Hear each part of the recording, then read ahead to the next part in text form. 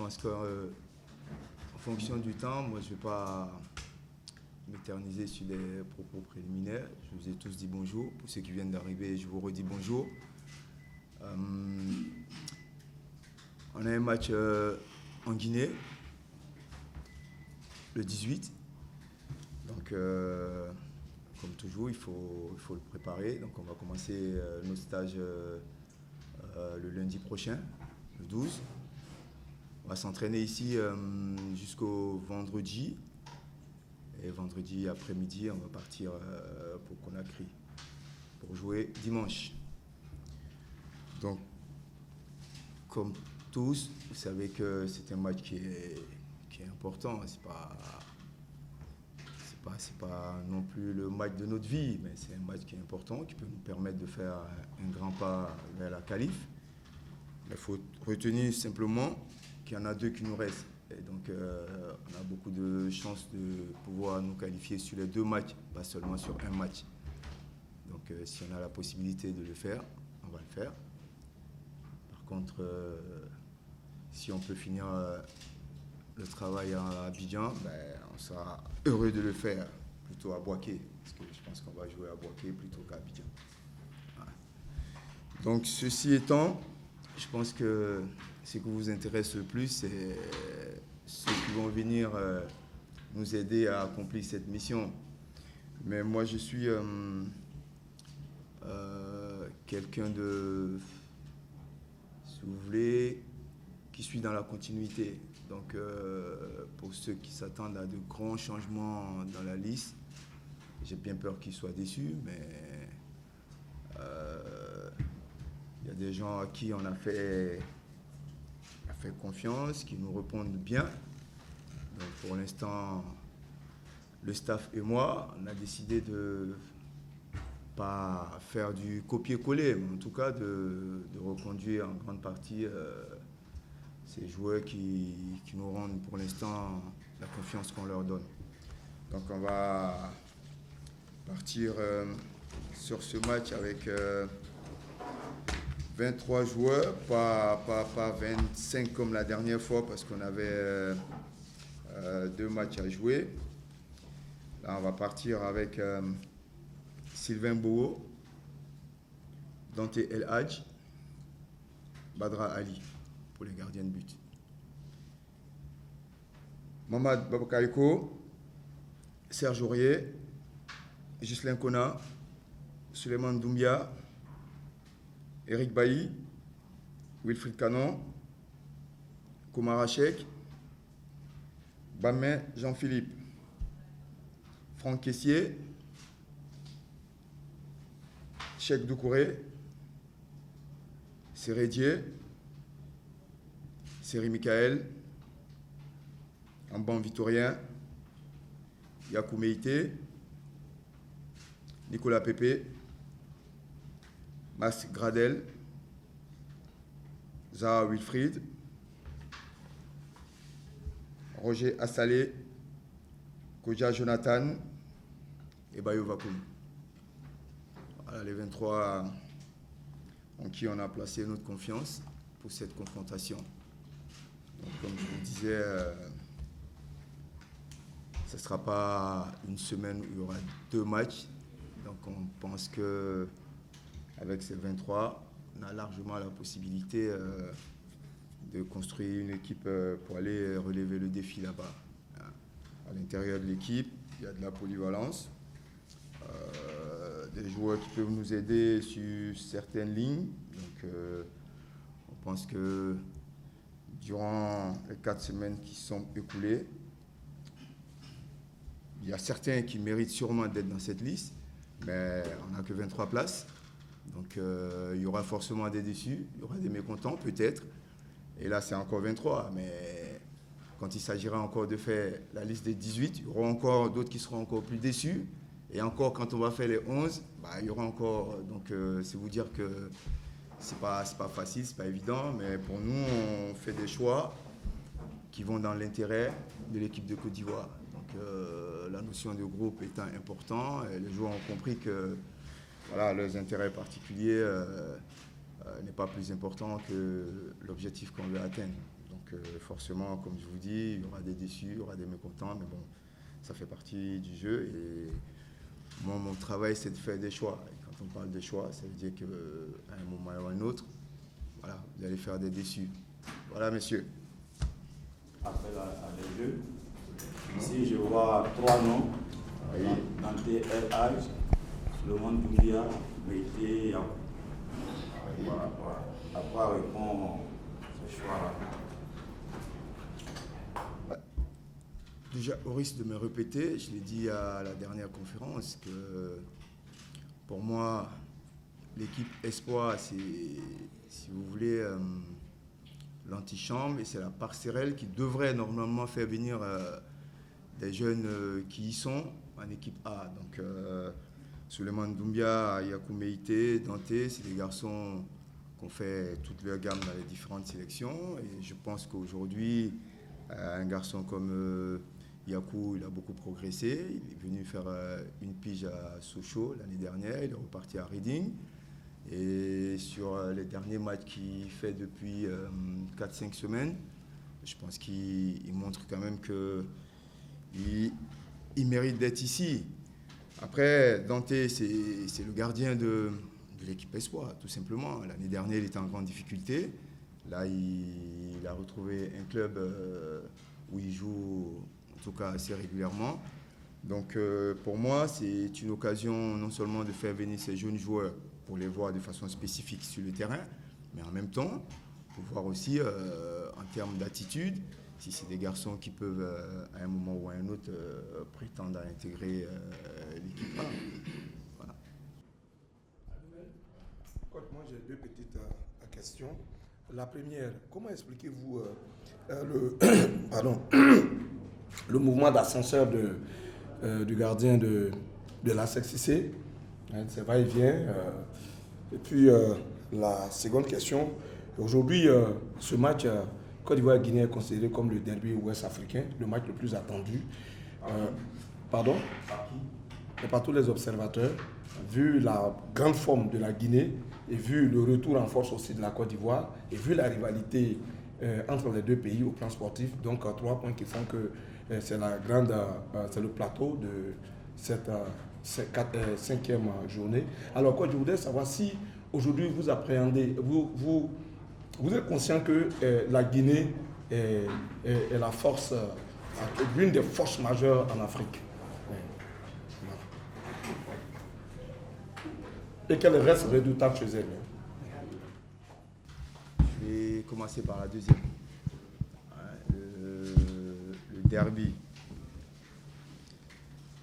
Dire qu'on n'est pas conscient que la Guinée est une grande équipe, je pense quand même que ce serait insulter non seulement les joueurs, les sélectionneurs, mais tout simplement les Ivoiriens. Parce qu'une équipe qui est venue nous battre à la maison, ça suppose qu'elle a des qualités énormes.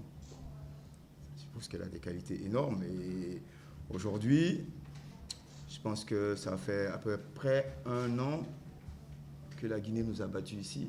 Donc ça veut dire que l'équipe, elle a progressé individuellement et collectivement. Donc elle est devenue plus forte.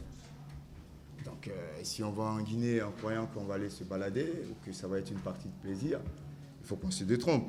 Ça va être un match difficile, je vous l'accorde. Parce que c'est pas tout simplement parce que maintenant ils sont, comme vous l'avez dit, en bonne santé sportive. Mais ça a tout le temps été comme ça. Dès qu'on joue contre les pays de la sous-région, c'est tout le temps le derby. Mais c'est pas pour ça que ça reste pas un match de foot. Ça restera un match de foot, mais on va le jouer comme un match où on a besoin de prendre des points. On va le jouer comme un match où on sait que ça fait partie des matchs de qualif. Mais ça restera pour nous juste un match de foot. La deuxième question, c'était...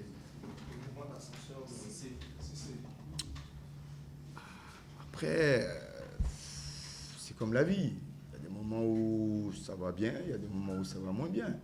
Maintenant, après, c'est à Cissé de comprendre que quand on a un statut d'international de ce niveau, il faut travailler plus dur peut-être que ses coéquipiers qui ne sont pas internationaux, pour que, comme vous disiez tantôt, ils se stabilisent à un niveau de performance qui fasse que, pourquoi pas un jour, il arrive à être le gardien numéro 1 de cette sélection. Sylvain Beau, il a fait par le passé. Donc, c'est pas impossible.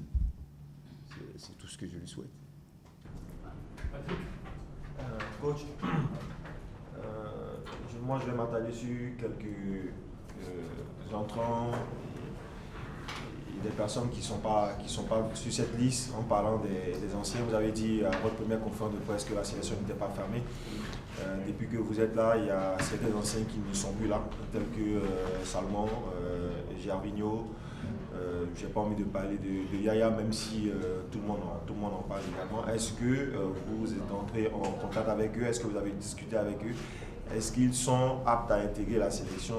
Et c'est vous qui pensez qu'ils ne sont pas encore prêts pour cela?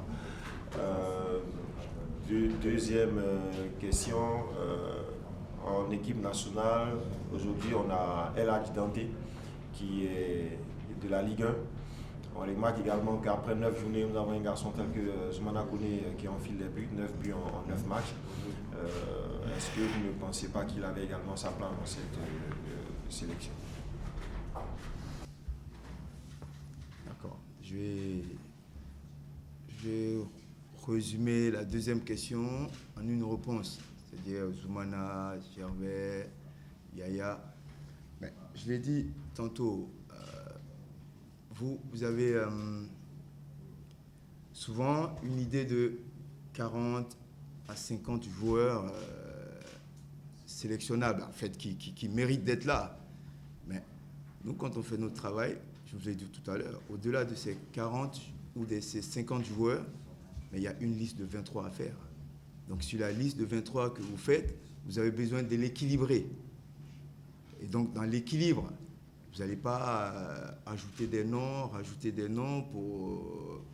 enfin, je ne sais pas, pour vous qui peut-être avez des joueurs je ne sais pas comment dire. Vous pouvez me prêter le mot? Non.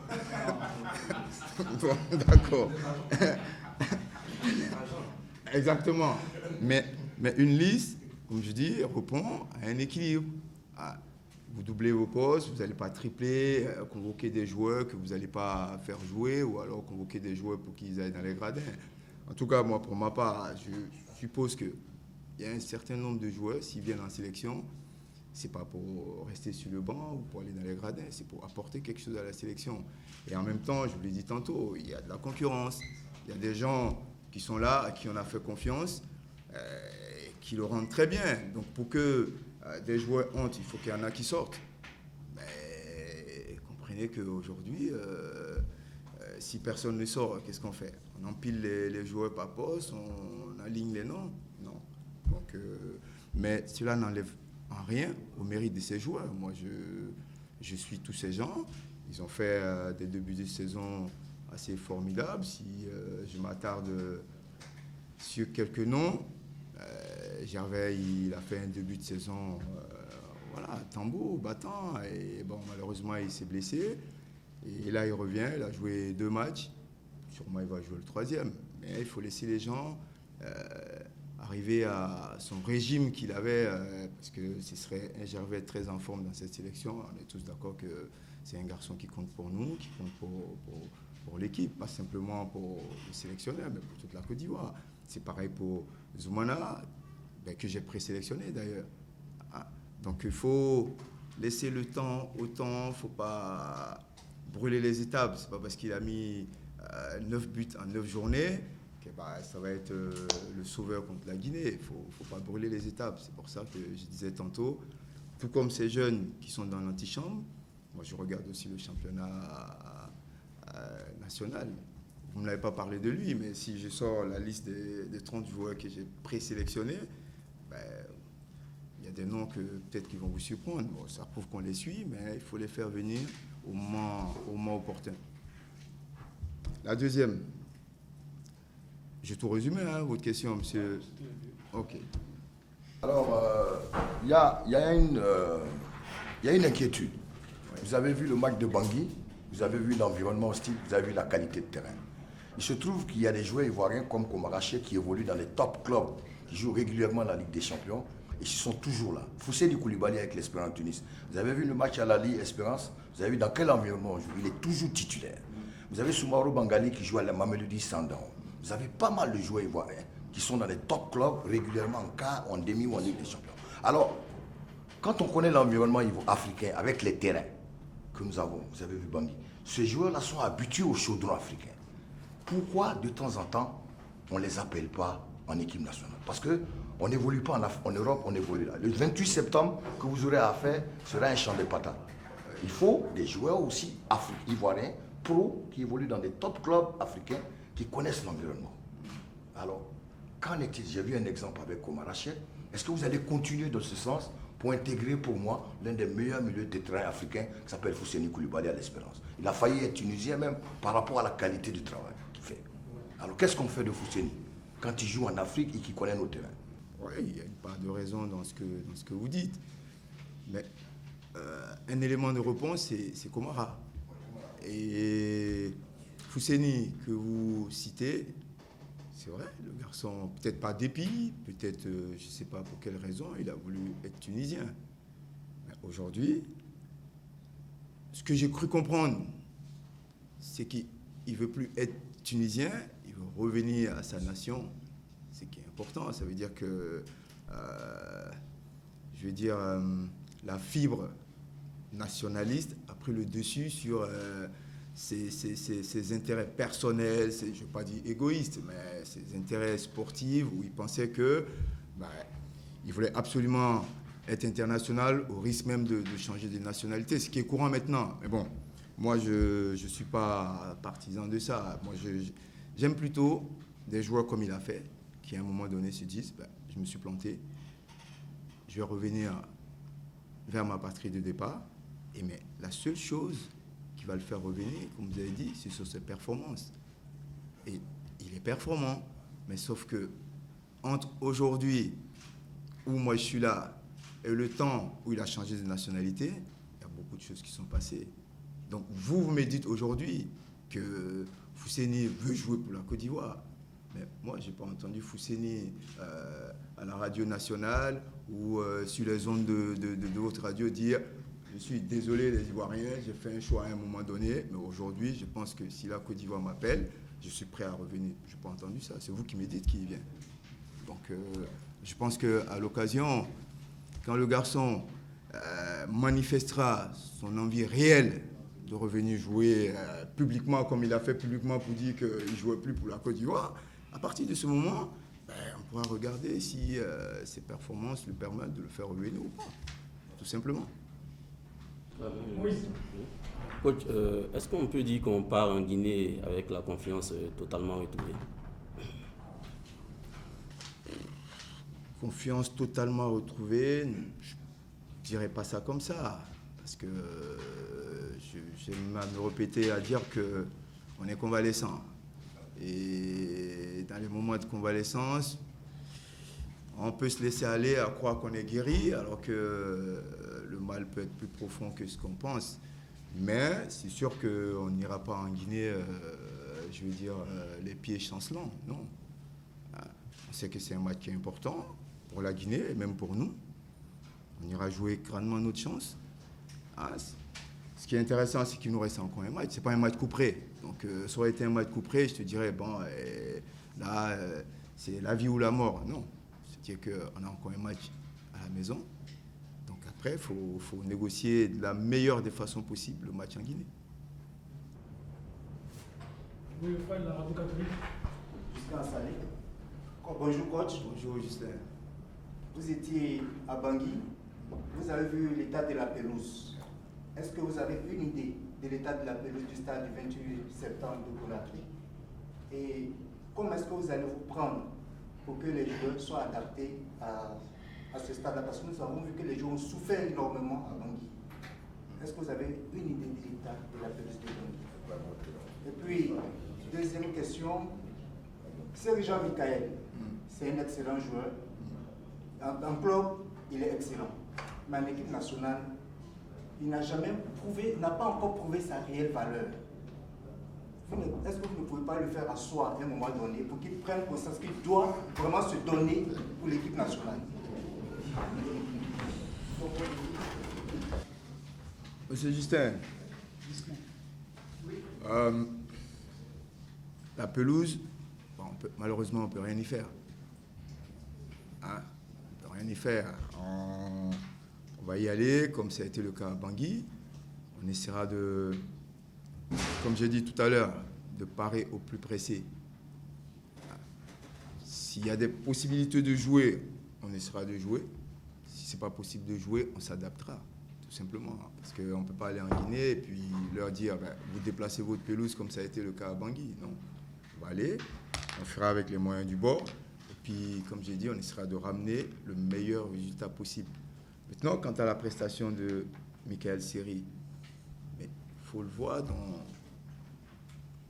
sur un volet collectif.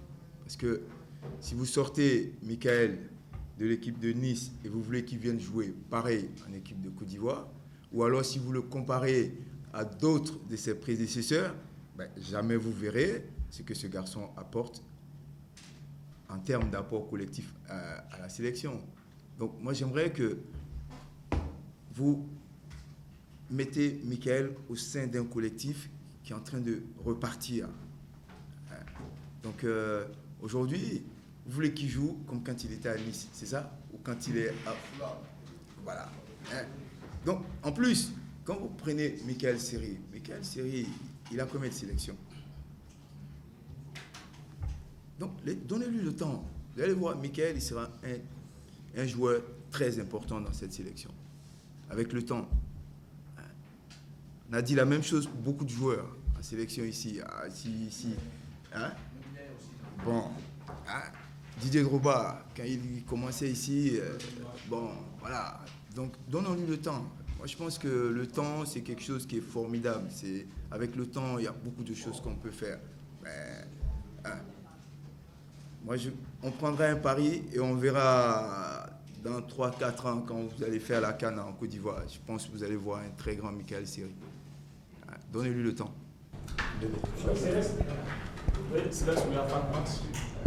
J'ai deux questions à l'entraîneur. La première concerne un certain Jonathan Bamba. Ces jours-ci, on a entendu des rumeurs comme quoi il aurait refusé la sélection, comme quoi le sélectionneur l'aurait approché. Dites-nous exactement ce qui s'est passé. La deuxième question, c'est par rapport au match du 18 octobre, du 18 novembre. Dans ce genre de match, vous, en tant que coach, quelle est l'équipe que vous aimeriez voir, quelle est l'équipe du Côte d'Ivoire que vous aimeriez voir sur la pelouse du 28 septembre à Conakry? Quel joueur, quelle image de l'équipe de Côte d'Ivoire aimeriez-vous voir? D'accord. Jonathan Bamba.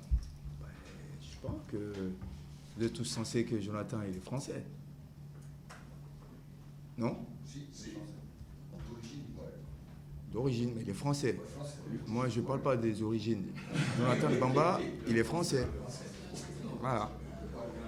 Donc, je ne vois pas comment est-ce qu'on pourrait convoquer un Français en équipe de Côte d'Ivoire ou un Ivoirien en équipe de France s'il ne manifeste pas l'envie d'avoir la nationalité sportive. Donc, moi, ça fait 4 mois que je suis là.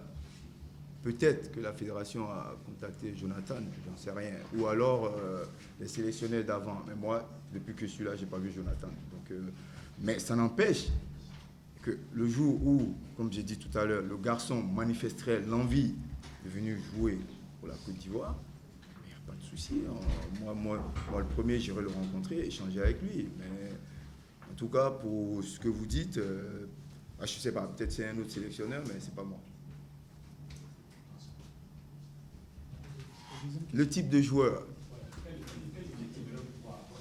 Mais j'aimerais voir une équipe comme je la vois depuis que je suis là.